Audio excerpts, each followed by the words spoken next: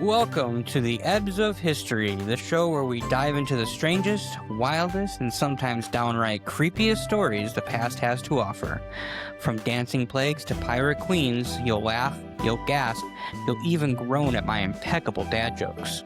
But, most importantly, you'll learn how history is way cooler than your textbook ever told you. We are history-loving hosts, Zoe, Gavin, And I'm Jason, and in every episode, the three of us will take a quick trip through time and see what lessons we can still learn today. This is the Ebbs of History.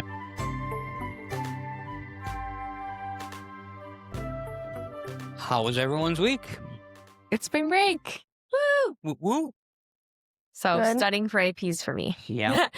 Gavin? my week was good. Good. Same spring break. I'm Yeah. really excited for that. Not much happened. Yeah? No, that's a good thing. No news is good news. Baseball opening day, Heck yeah. but that was like a couple weeks ago. All right, before we start today, I want to bring up something interesting that we learned the other day. It is related to our Battle of LA Japanese internment episode. Basically, fortune cookies were made by this Japanese sushi chef in San Francisco. But then, when the Japanese started being interned, the Chinese restaurants in the area saw that there was a need for these fortune cookies, so they took over making them, and they became ubiquitous with Chinese cuisine. Even though the cookie was created by a Japanese sushi chef, it's connected to Chinese food, is because of the internment of Japanese Americans during World War II. Isn't that nuts? That's Yeah. really cool. I mean, that's how we think of fortune cookies as Chinese, right? Yeah. Yeah. Made by a Japanese chef. Our whitewash brains. Is that what you learned about in class? No, he brought it up because we were talking about Pearl Harbor. So he brought it up. Basically just did the thing in like 30 seconds. It was like, well, people thought that they were shooting, so people wasted a bunch of ammunition here. Oh, he was talking about the Battle of LA. Yeah. Oh, nice. Okay. And I'm like, we have a podcast episode on Yeah. that. You should tell him, say, hey, go check it out. I think you'll really be interested in our podcast. I have. Yeah. Okay. Summer 1212 CE. All across medieval Europe, thousands of kids are leaving their homes, their families, their entire lives behind. But why?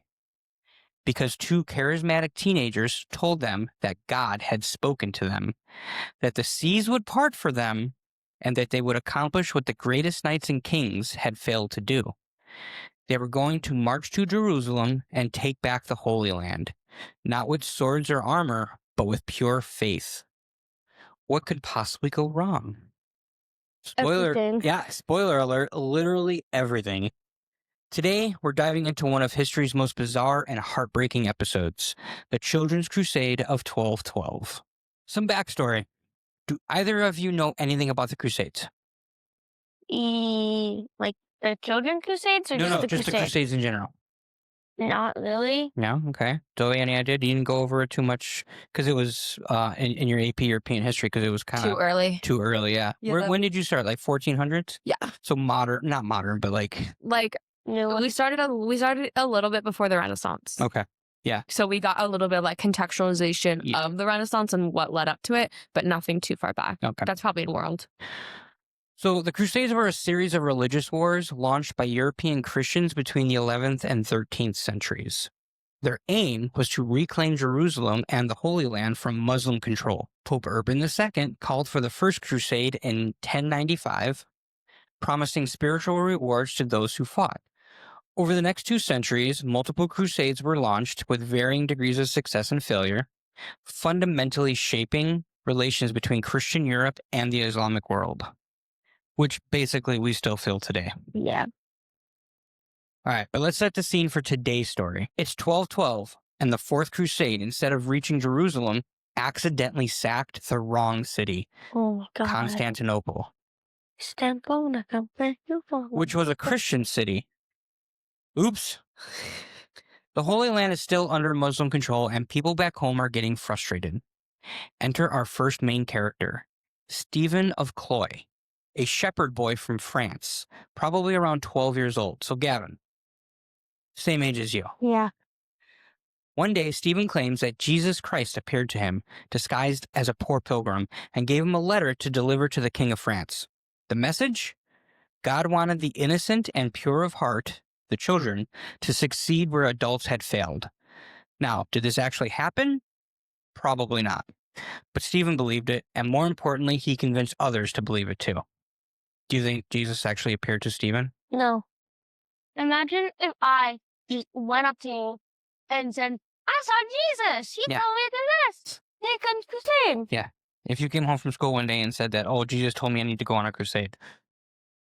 Like maybe if we were in I don't a know. different time period, because Yeah. I think if This is a different time. so if we Right? take it into historical context, the church had such a strong hold on everybody. Yeah. So like that must have been like if in the context of that, you went home, you'd been like the parents must have been like, you are a saint, like you are special. Yes, and you're this poor peasant Yeah. child who could be destined for greater things, and your parents aren't going to be like, oh, okay, whatever, little guy. Yeah, no, They're going to be like, they're oh my taking it gosh, seriously. you're our ticket to getting out of this poverty. You know, like it's a totally different time for sure. Can you imagine being a medieval peasant kid hearing this from Stephen of Cloy? Here's this boy, your own age, maybe even younger, saying that he's got a direct message from Jesus himself. It's pretty compelling stuff. Why do you think so many kids believed Stephen?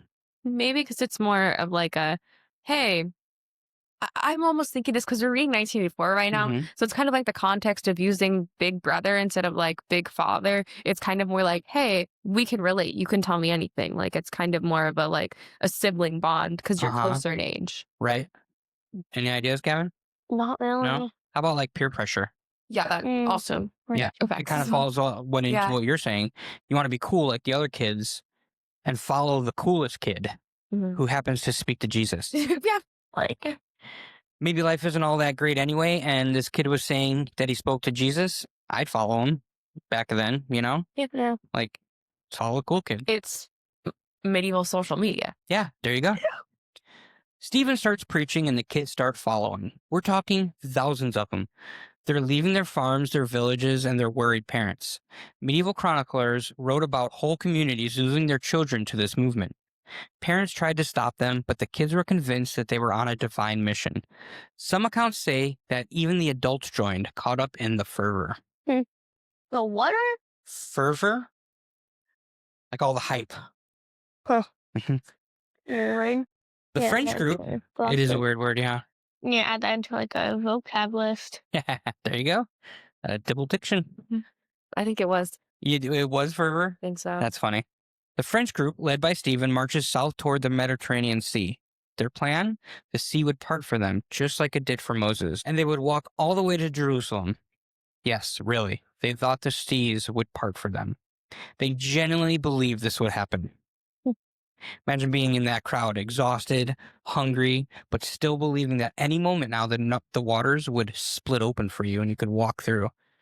The medieval mind is a thing to wonder. Yeah.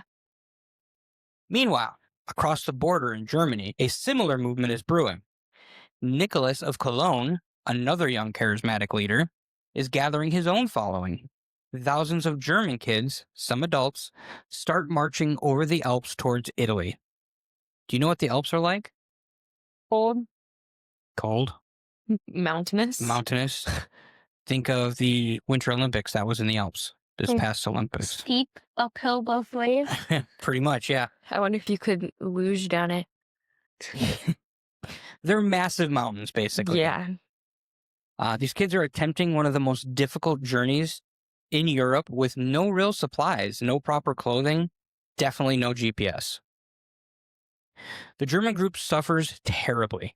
Many die from hunger, exhaustion, and exposure.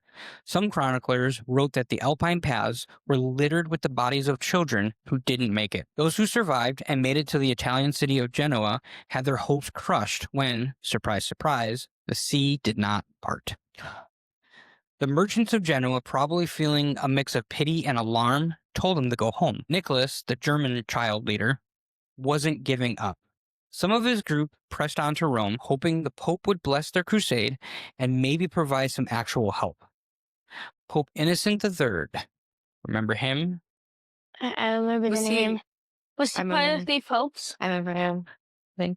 He was the Pope. He was the uncle of the Pope that declared war on cats. I'm like, Mhm. it sounds familiar. Yeah. We've touched on him before. I've heard that name before. Mhm. So Pope Innocent III met with them and, to his credit, told them to go home. Your kids, this is dangerous. What are you doing? You don't have an army, you don't have supplies or any realistic plan. He released them from their crusading vows. Some listened. They went home. Many others were far too way away from home, too poor and too ashamed to return. They scattered across Italy, settling in various cities, their crusade dreams shattered. Where did this start? Like, where did the first child see Jesus? Like, who? Well, the first one was France, Okay. and the second one was in Germany. Okay. So it was Stephen of Clow? Cloy. Cloy. So it was in Cloy, France, Cloyes, by the way. Cloyes. And then Nicholas in Germany was from Cologne, Germany, Cologne.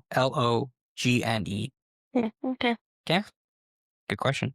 Nicholas has gotten to the Pope, and the Pope has told him to go home, all that kind of stuff. What do you think Nicholas is feeling at that moment, standing there before the Pope, being told that his divine mission was over? Defeated.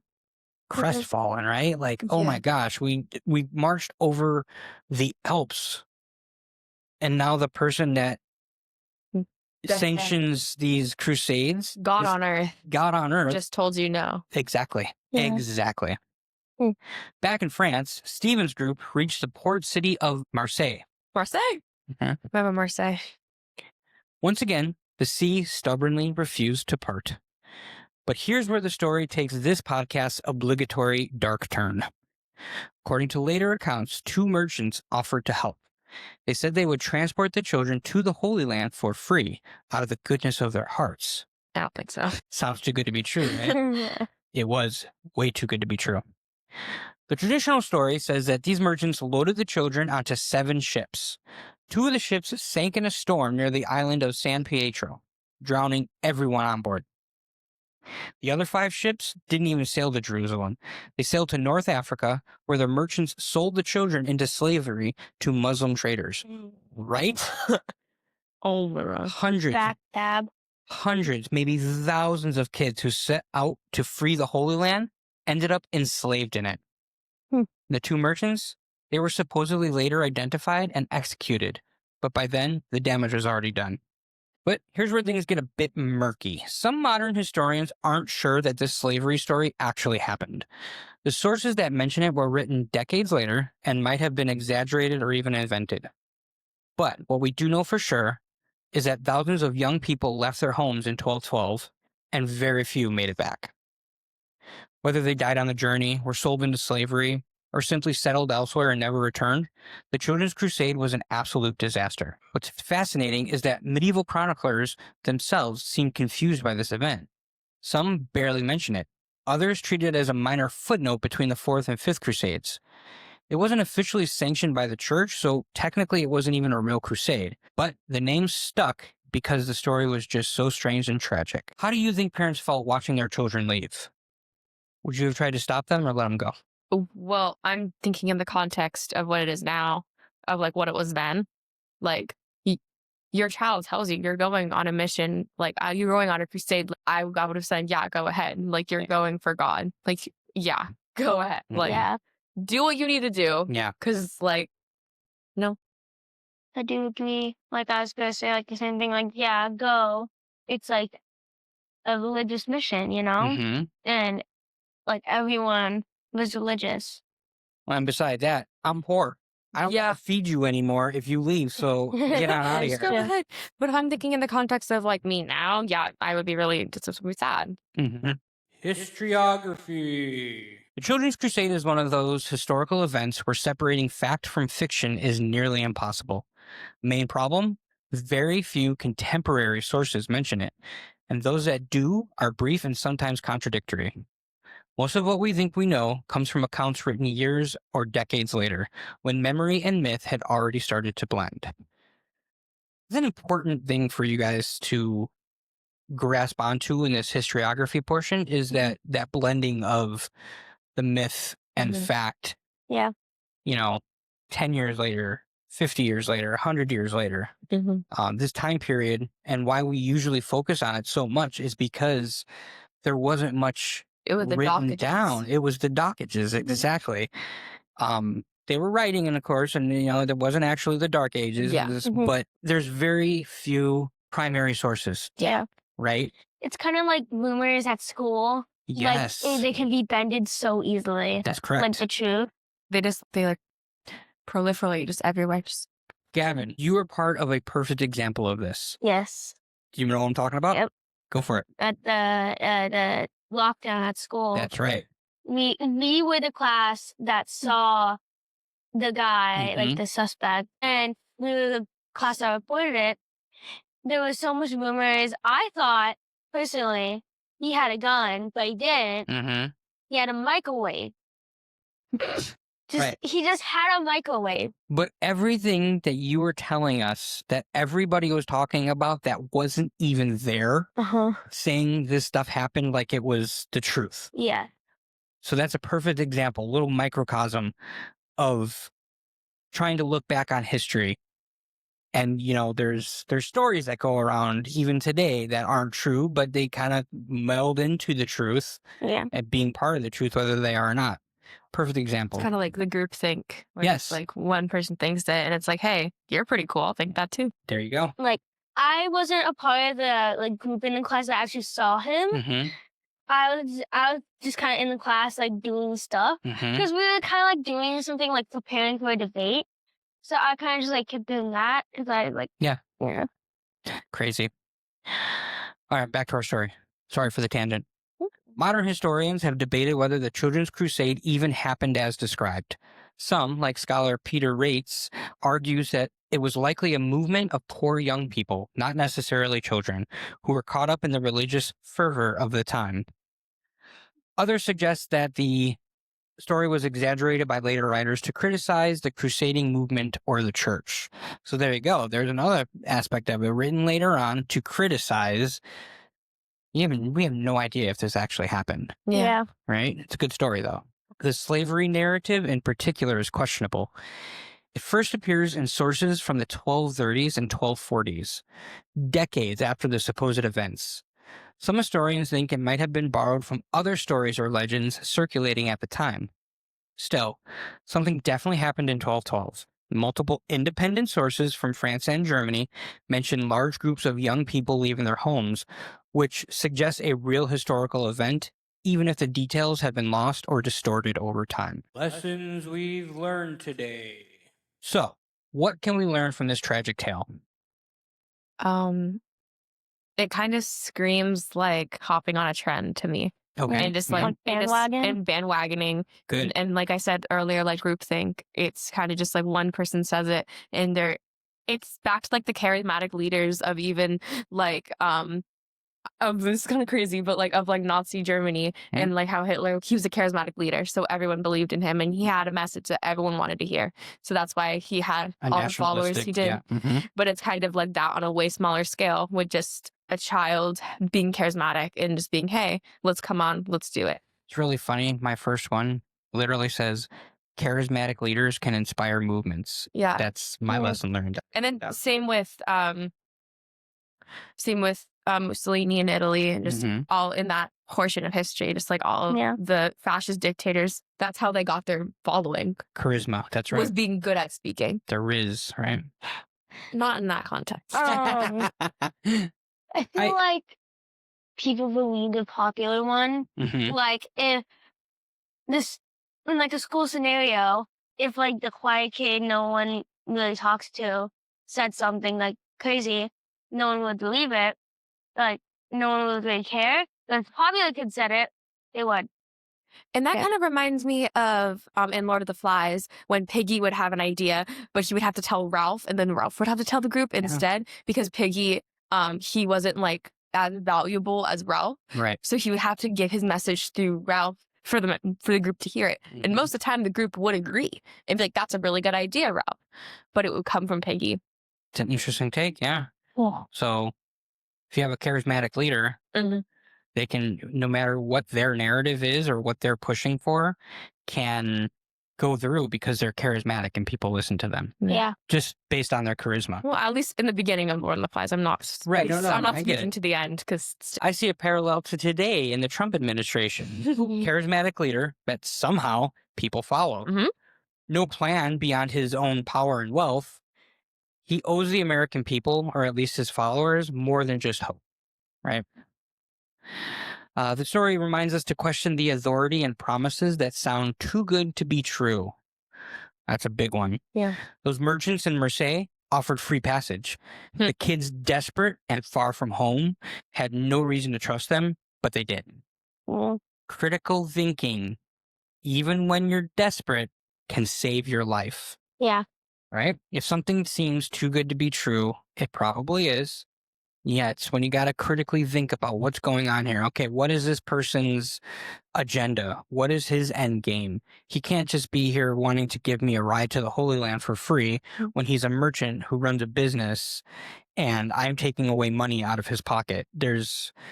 Something's not right here. Something doesn't smell right.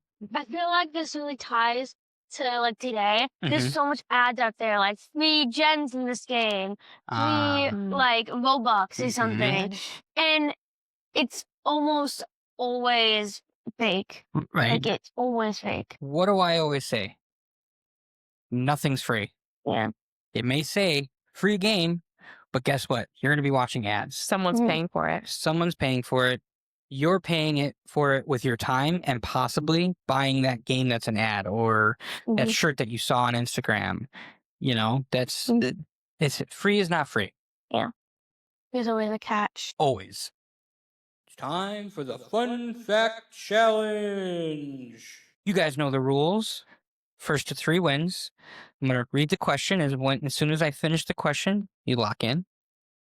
Question 1. In what year did the Children's Crusade take place? Locked in. Zoe. 12-12. I should have taken. Gavin, you should have taken notes. He purposely didn't take notes this time. Why? I don't know. To prove that he can win the Fun Fact Challenge without notes? Watch me. Yeah, please. Question 2. What were the names of the 2 young leaders who inspired the French and German groups? Locked in. Oh, I think I heard Gavin. The one from Germany was Nicholas. Okay. Of what? Hold on, And the one from France, it was something Coy. It's all I have. I don't know. You should get it. I don't think so either. I think so. Zoe, go for it. From France, Stephen of Coy, and from Germany, Nicholas of Cologne. Correct. I had to take notes. All right. Yeah, here's the extra bonus one because Zoe already won. Yeah. Question 3. What pope told them to go home when they reached Rome? Locked in. Gavin. That's Gavin. Pope Innocent. The what? I need a regnal number. What? The third. Hey, you got it. Innocent the Third. Good job, guys. This day in history. Today, April 9th. On April 9th, 1413, Henry V of England was crowned at Westminster Abbey, beginning a reign that would become inseparable from the 100 Years' War. Hey, we've been there. We have been to Westminster, yeah. Within 2 years, he launched the campaign that led to Agincourt, reshaping English identity and power and politics in France for generations. His rule fused chivalric legend with hard-nosed statecraft. Do you remember the legend surrounding the English flipping you off? Oh, yeah. Yeah, because they were cut off. The fingers were cut off. Right. Fingers cut off. So they would show the backwards V to show that I still got my 2 fingers to pull the bow. Yeah. Agincourt is where that comes from. Oh. Mhm. April 9th, 1865, Confederate General Robert E. Lee surrendered at the Appomattox Courthouse to Union General Ulysses S. Grant. Fun fact. Yeah. The Appalachian Courthouse is a town. Appomattox. The Appomattox Courthouse is a town, is not a place. Are you serious? Mhm. Well, that's interesting. Yeah. Huh. I remember my teacher, she drilled us in that it wasn't a place, it was a town. That's a And town it's name? confusing. Yeah. Oh, that's so weird. And it's confusing. So she made us, she drilled it into us that it was a town and not a place. It's interesting. One of the judges that we have in federal court, her last name is Court. Oh. Like, So, but she also uses, I don't know if it's her maiden name or what, but she uses her maiden name along with Court. Mm-hmm. And so, like, I thought it was a typo. And so I took it off one of our papers that we file. And when I submitted it and I looked, I'm like, oh no, that's her actual name. I like completely took off her last name from the paper. Anyway. Sweet face. Same type of deal. He surrendered at the Appomattox Courthouse. The terms were generous, allowing soldiers to return home, but the symbolic impact was enormous. The Confederacy's main army was finished, and the Civil War's end became inevitable. Finally, April 9th, 1942, Bataan Death March began in the Philippines.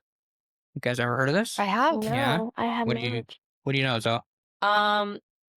Wasn't it the okay, it's kind of foggy because it's been a little bit, but was it the prisoner of wars, like the POWs marching to somewhere to get rights?